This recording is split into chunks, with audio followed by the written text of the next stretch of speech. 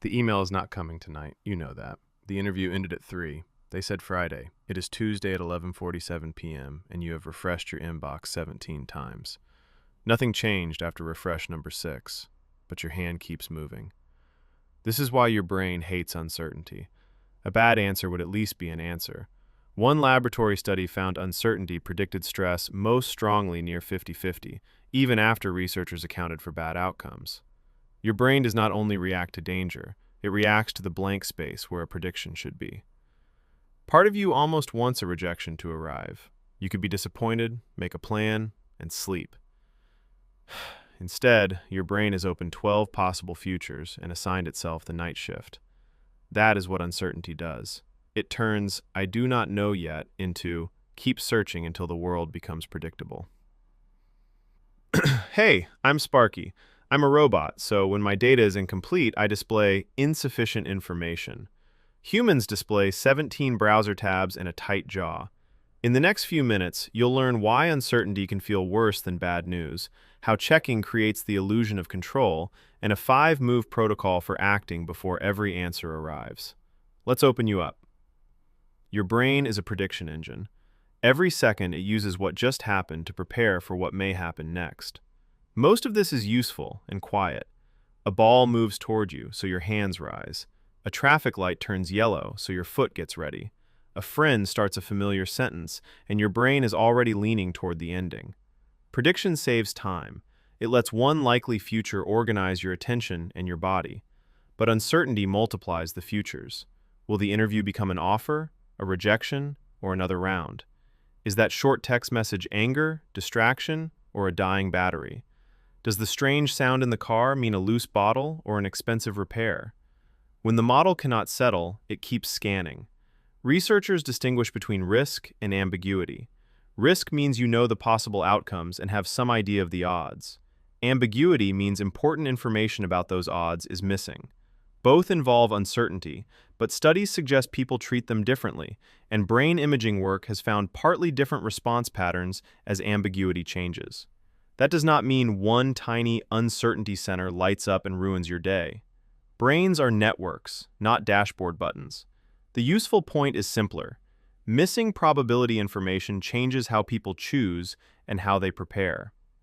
But if uncertainty is so uncomfortable, why can a surprise trip feel exciting? Because the unknown is not automatically bad. Context matters. Chosen uncertainty, with safety and room to explore, can feel like possibility. Uncertainty with high stakes, little control, and no clear deadline can feel like a threat that refuses to identify itself. That is why the same person can love a mystery novel and hate a delayed medical bill. In the novel, the unknown is contained. You can close the book. In real life, the unknown may control your money, status, plans, or sense of safety. The blank space is the same. The stakes and control are not. And that brings us to the stress experiment. Researchers had participants learn which visual cues predicted an unpleasant electric shock. The probabilities changed, so people had to keep updating what they expected. The researchers measured reported stress, pupil size, and skin conductance. All three tracked a form of irreducible uncertainty. The participants were most uncertain when they believed the chance was near 50-50, and that uncertainty predicted stress even after the researchers accounted for how many shocks had occurred. The study involved 45 people and acute laboratory stress. It does not prove that every uncertain Tuesday is worse than every certain bad Friday, but it demonstrates something important. Unpredictability itself can contribute to the stress response. Why would that be useful? If a bad outcome is certain, you can prepare for one future. If it is impossible, you can stand down. But near 50-50, every new clue might matter. Therefore, attention stays high. Your system keeps asking, did the odds just change? That is adaptive when the next signal matters. It is exhausting when the next signal is just the same empty inbox. So the brain builds a control room. Refresh the email. Check the tracking page. Read one more review. Ask a friend, do you think they are mad? Search the same symptom with slightly different words. Rehearse every outcome as if the correct rehearsal could force reality to choose one. Each action offers a tiny reward. For a moment, you are not waiting. You are doing something. But if the action cannot produce useful new information, The control is theater. The refresh does not bring Friday closer. The fourth reassurance does not make another person's private thoughts visible. The 14th forecast does not control the weather. Therefore, the action reduces helplessness for a second while leaving the unknown exactly where it was. Checking once can be sensible.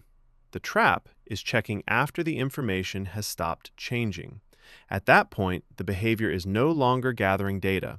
It is asking the same blank screen to relieve the feeling created by the blank screen.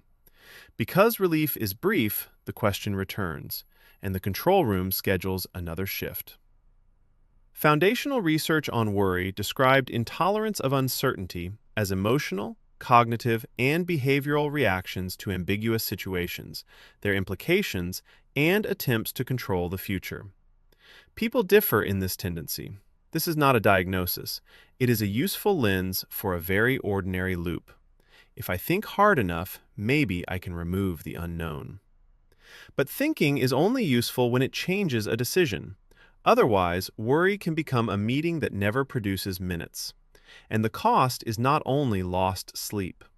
Uncertainty can bend your choices toward premature certainty. In a famous decision problem, people chose between an urn with known odds and one with missing information about the odds. Many preferred the known gamble, even when the ambiguous option could not be shown to be worse. That pattern became known as ambiguity aversion. In everyday life, this can make a definite mediocre option feel safer than an unclear better one. You take the first offer because waiting has no guaranteed ending. You keep a bad plan because a new plan contains unanswered questions. You accept a confident explanation because maybe feels harder to hold than a clean story. Therefore, the person who sounds certain can feel more trustworthy than the person who is accurately uncertain. That is a dangerous trade. Confidence is a delivery style. It is not proof. Certainty can solve two very different problems. It can improve your map because you found better information. Or it can improve your mood because someone removed the word maybe. Only the first one makes the decision better. If you cannot tell which problem was solved, you may buy emotional relief and mistake it for accuracy. The goal is not to love every unknown. The goal is to stop paying for certainty with bad decisions. So when your internal control room lights up, run this 5-move protocol. 1. Name the exact unknown. Not, everything is falling apart. Say, I do not know whether I got the job, or I do not know what that message meant. Specific language shrinks a fog into a sentence. Research on affect labeling suggests that putting negative emotional experiences into words can change how the brain responds to them. It is not magic, but naming is cleaner than spiraling. 2. Sort the map into 3 zones. What do I know? What can I learn now? What cannot be known yet? Put facts in the first zone. Put useful questions and available actions in the second. Put other people's private thoughts, tomorrow's results, and outcomes that have not happened in the third. Do not promote a guess into a fact just because it is vivid. 3. Make one reversible move. If something useful can be learned now, take the smallest action that improves your position. Send one clear follow-up. Check the actual policy. Pack the documents. Draft the first page. Reversible action creates progress without demanding certainty. If no useful move exists, your move may be to stop feeding the control room. 4. Schedule the next check. Turn endless monitoring into an if-then plan.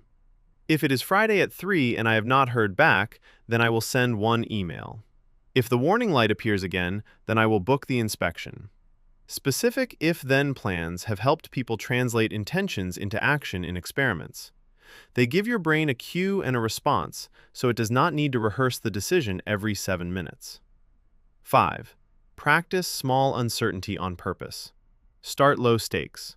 Send a normal message and leave the phone in another room for 20 minutes. Choose a meal without reading 40 reviews. Begin a draft before you know the perfect opening. The point is not to flood yourself or pretend outcomes do not matter. It is to collect ordinary experiences of not knowing and still functioning. If uncertainty or anxiety is persistently disrupting daily life, qualified professional support can help. This protocol is an educational tool for everyday moments, not a diagnosis or treatment. Name it, sort it, move once, schedule the check, practice the gap. You are teaching your system a new rule. An unanswered question is not automatically an emergency.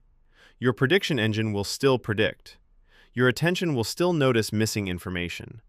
That is useful wiring. But the signal does not have to become a command. You do not need every possible version of the future mapped before you take the next step. You need enough information for one responsible move, plus enough flexibility to update when reality answers. You are not broken. You are wired to predict, prepare, and search for control. And now that you can see the wiring, you can change the pattern. But once you stop waiting for certainty, a new objection appears. I would act, but I do not feel confident yet. That sounds sensible. It is also backward more often than people realize. Confidence is not always the permission slip that lets action begin. Often, it grows after you move and discover what you can handle. That circuit is already waiting for you right here. I'm Sparky.